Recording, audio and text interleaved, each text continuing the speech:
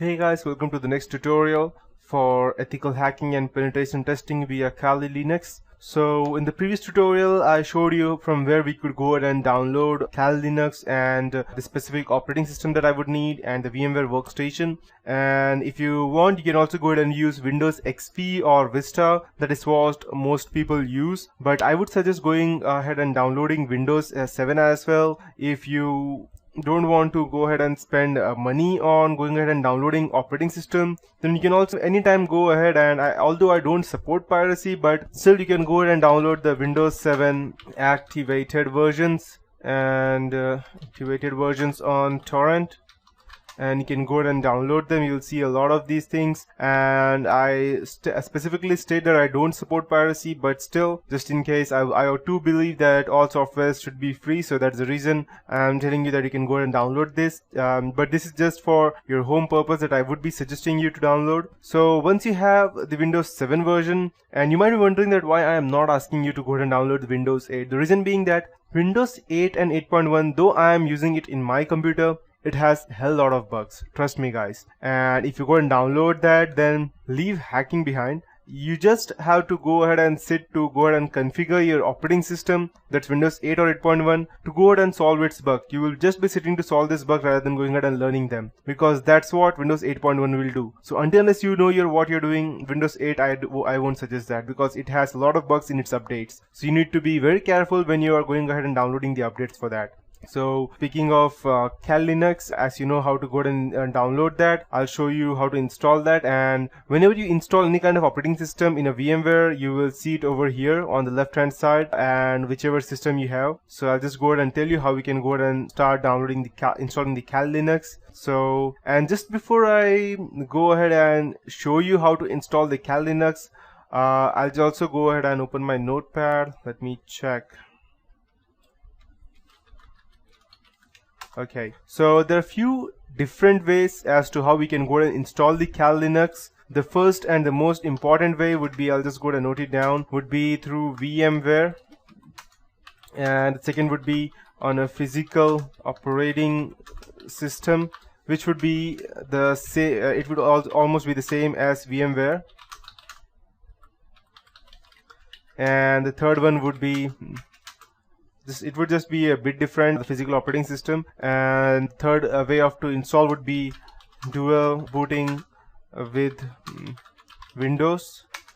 The fourth way would be to go ahead and this is one of the toughest way, because I know that a lot of people would be using Macintosh or a Mac rather than a normal laptop. The reason being that it's far more faster and softer to use to that operating system, but still there would be some people who would want to dual boot it on a Kali Linux. I know that people who are using MacBook will not go ahead and replace Macintosh OS X, but still there are ways how you can go ahead and dual boot that. So I'll also go ahead and teach you that in this tutorial, and this would be for the OS X version. And the last and the final one would be, I'll just go ahead and mark it is important.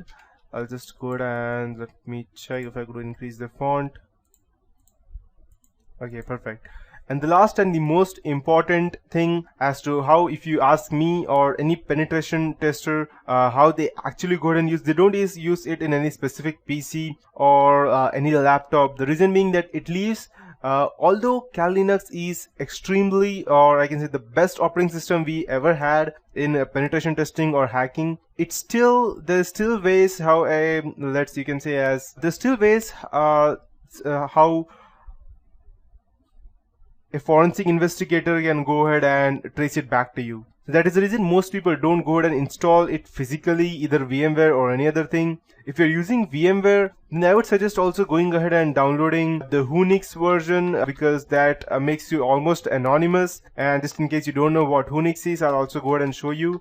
It's an operating system which goes ahead and makes you anonymous when going ahead and, let's say, downloading something or browsing something, but still it depends upon how you go ahead and browse the internet, or someone can still trace it back to you if you're not smart enough.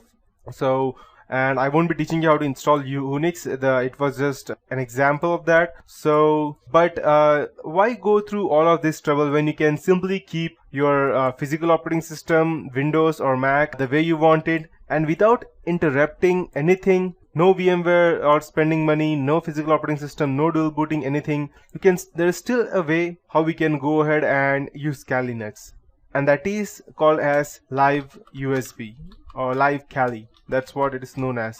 And inside that we have again two different methods. That would be normal installation, or the second one would be the persistent way.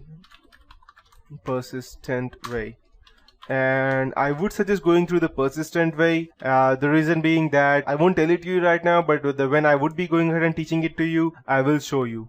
And so coming back to the VMware, I'll just go ahead and show you how we can go ahead and install that. You just need to go ahead and click on the create new virtual machine, and we will be using the custom because we need to know exactly what we are doing. Next, it's a VMware Workstation 9. Perfect. So these are the limitations for this VMware Workstation are 9. 64 GB memory, 8 processor limit, and 10 network adapter limit, and 2 TB hard disk size.